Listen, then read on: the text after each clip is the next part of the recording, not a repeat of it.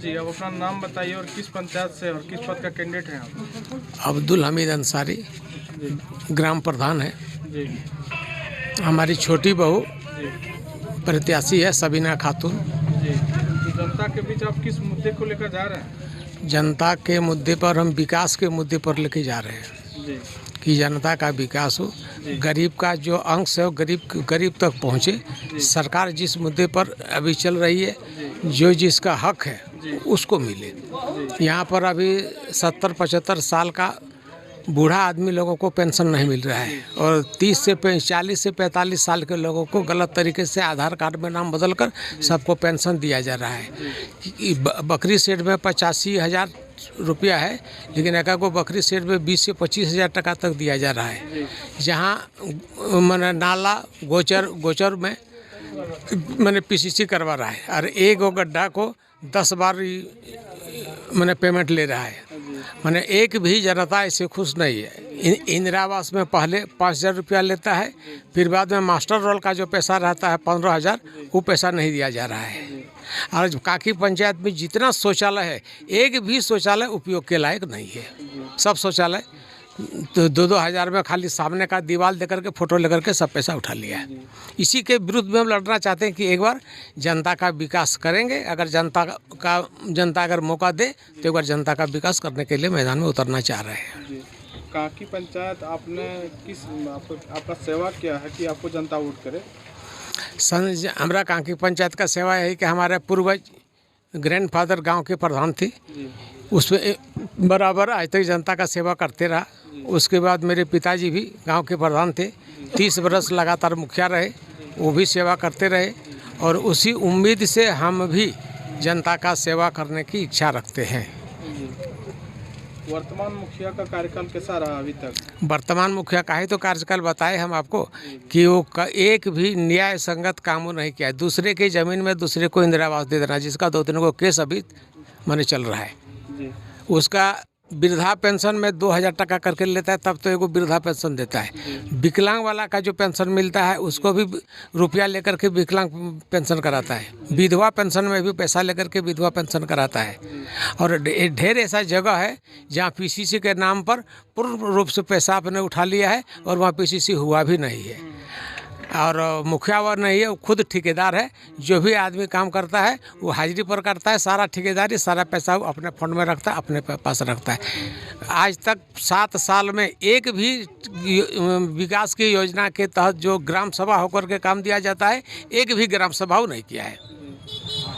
Covid काल में आपका योगदान क्या रहा 2 साल के दरमियान में? कोविड काल में हमारा योगदान रहा, लोगों को पेशेंट अगर कोई हो गया तो उसको ब्लॉक तक ले गए, ब्लॉक से उसका इलाज करवाए। कोलेरी से हमारा संबंध है, हम कोलेरी में नौकरी करते थे, कोलेरी से एम्बुलेंस ला करके हम सबको मैंने राशि भेजवाए। अच्छा, जहाँ तक हमसे सक्षम हुआ गरीब आदमी का, जैसे कोई लोग गरीब है वो अभाव में है तो उसको 2 किलो 3 किलो करके चावल हम सबको दिलवाए, हम अपने स्तर से दिए। आप यदि जनता का आशीर्वाद मिलता है, जनता आपको चुनता है मुखिया के लिए, आपका प्रथम कार्य क्या होगा इस क्षेत्र के लिए? पहला काम होगा जनता का विकास। जिसका काम आज तक रुका हुआ है, सबसे पहले रुका हुआ काम को उसको पूरा करेंगे। प्रधानमंत्री आवास में किसी का लेबर पेमेंट नहीं किया? प्रधानमंत्री आवास में किसी का लेबर पेमेंट नहीं किया, सब पेमेंट वो अपने पास रख लिया है। जनता को क्या संदेश देना चाहेंगे आप? हैं? जनता को क्या कहना चाहेंगे? आपका सवाल हम क्या रहेगा जनता के लिए? कि जो पुराना मुखिया है वो तो पंचायत को लूट लिया, इस बार हम जनता का विकास करेंगे। अगर जनता हमको जैसे अभी जनता का समर्थन है वही समर्थन मिल गया तो हम निश्चित रूप से जीत रहे हैं और जनता का हम विकास करेंगे। गरीब का अंश हम नहीं लेंगे। हम मुखिया बनना चाहते हैं, ठेकेदार नहीं बनना चाहते हैं। धन्यवाद। क्या नाम है और किस गांव से आप? मेरा नाम सद्दाम अंसारी है, मैं काकी पंचायत का खैरवा पड़ा से हूँ। जी, तो बताइए पंचायत चुनाव विकास के बारे में बोलिए, क्या ख्याल है आपका? विकास के बारे में अभी जो मौजूदा मुखिया है वो पंचायत को पूरी तरह से लूट चुके हैं, है ना। कोई ऐसा काम नहीं हुआ है, पंचायत में पूरे आदमी को पूछ सकते हैं, कोई ऐसा काम नहीं हुआ है जिनके लिए वो पैसे नहीं ऐंठे हैं, है ना। पहले भी पहले पैसा दीजिए फिर बाद में काम, है ना। जैसे PM आवास जो होता है पहले 5,000 जमा कीजिए तब जा कर के वो कागज़ देखेंगे, वरना कागज़ नहीं देखते हैं। इस तरह अगर होता है तो गरीब लोगों को जो है, गरीब लोग 5,000 पहले नहीं दे पाते हैं, तो उसके स्तर पर वो गरीब का हक नहीं मिल पाता है। जो 5,000 देने के लायक होता है वो गरीब नहीं होता। मैं बस जनता, कांकी पंचायत के सभी जनता से मैं आग्रह करना चाहता हूं कि इस बार नौका छाप को आप वोट दें ताकि सभी को इंसाफ मिल सके। आप सभी देख चुके हैं कि 5 साल में कोई ऐसा काम नहीं हुआ जिनके लिए हमें पैसे घूस के तौर पर ना देना पड़े। और जैसे शिक्षा विभाग को लेकर के बात की जाए तो शिक्षा विभाग जितने कांकी पंचायत में स्कूल है, कभी वो स्कूल में जाकर के नहीं देखे कि वहाँ का पानी टंकी है या नहीं है, बच्चे कहाँ पानी पी रहे हैं, या शिक्षक के दिवस पर जैसे जाकर के बच्चों को उत्साहित करे, शिक्षकों को उत्साहित करे, है ना। वहाँ का खिचड़ी खाना वाना कैसे बन रहा है, ना आंगनबाड़ी ना ही स्कूल कोई दौरा किए वो 5 साल में, है ना, 7 साल में।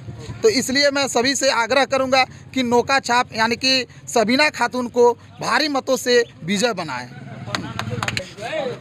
नाम बोलिए और किस गांव से आप हैं? मेरा नाम मोहम्मद कमरुद्दीन अंसारी है। कहाँ से आप हैं? कांकी से है जी। तो पंचायत चुनाव में इस बार आप किसको देख रहे हैं? हम लोग परिवर्तन लाना चाहते हैं जी। जो जनता के हित में काम करे, जैसे बिचौलिया से छुटकारा पाए। और हमें ठेकेदार नहीं, हमें मुखिया चाहिए, यही मेरा कहना है। और तमाम मैं कांकी पंचायत के जनता से भी हाथ जोड़कर यही नम्र निवेदन करता हूं कि आप नौका छाप को वोट देकर भारी से भारी मतों से विजय बनावें ताकि कांकी पंचायत में खुशहाली आए और भ्रष्टाचारियों से मुक्त हो जाए, दोबारा मौका ना मिले। मौका ना मिले।